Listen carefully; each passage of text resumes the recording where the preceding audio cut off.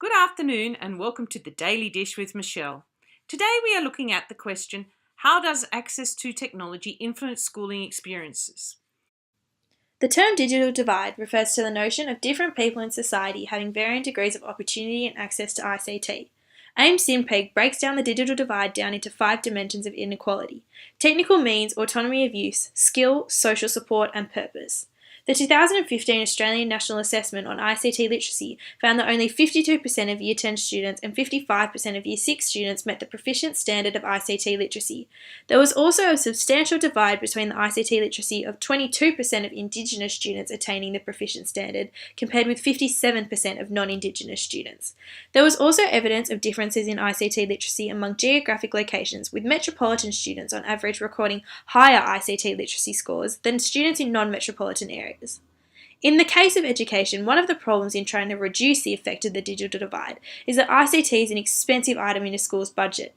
The New South Wales state budget committed funds for the continuation of the Technology for Learning program.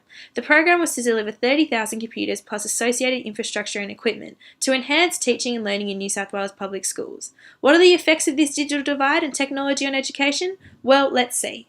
With Australia investing heavily in technology for education, more so than any other country in the world, it is important to ask, does technology improve education outcomes? A study assessing the mathematics, scientific, and reading skills of 15-year-olds across the world reveals that technology is in fact more likely to be associated with poorer test results. Australia tops the list for both the number of computers per student and the amount of time spent using the internet at school each day. It is also on the list of schools that have demonstrated a reduction in academic performance over the past decade. It is the education systems like those in South Korea and Shanghai who have only minimally invested in technology and report spending the least time on the internet per day that are achieving the best results.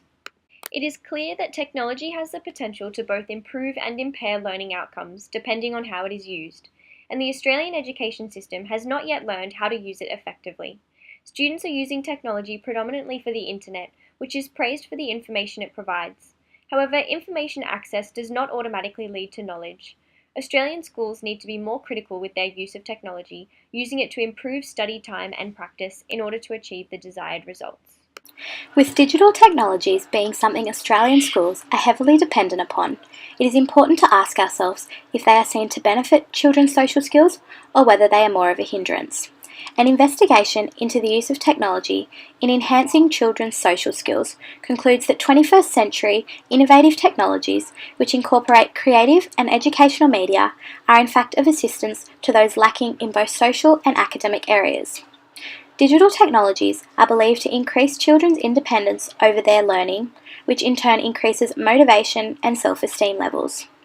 In addition, digital technologies are also linked to more effective thinking, problem solving, and in-depth learning, which therefore sees enhancements to one's social skills. Researchers found the implementation of teacher-imposed rules surrounding the areas of technologies. Rules such as one child per computer have seen an increase in children's social skills. Ultimately, peer interactions were observed. From these findings, it has become increasingly apparent that digital technologies are of absolute benefit to enhancing children's social skills, and education technologists are now seen to advocate students' use of technology. The role of technology in the classroom produces both negative and positive effects on student engagement. While technology fosters student-directed learning, it also causes flaws in the schooling system.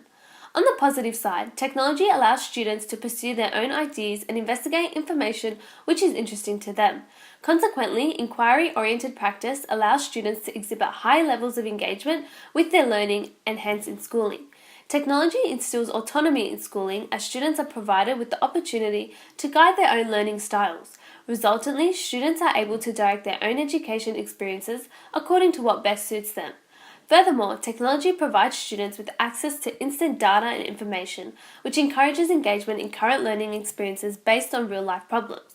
However, access to a vast realm of technology is easily and instantly available to students, thus creating opportunities for students to disconnect from the current schooling experience and engage in alternate activities. Technology serves as a distractor and reduces student engagement. Technology-driven classroom structures and instructions which are repetitive, ineffective and unclear detach student interaction and therefore compromise student engagement in schooling. Technological education environments which do not embody models of understanding impede the efficiency of schooling experiences. That's all we have time for today, folks. Tune in next week to hear all about big data.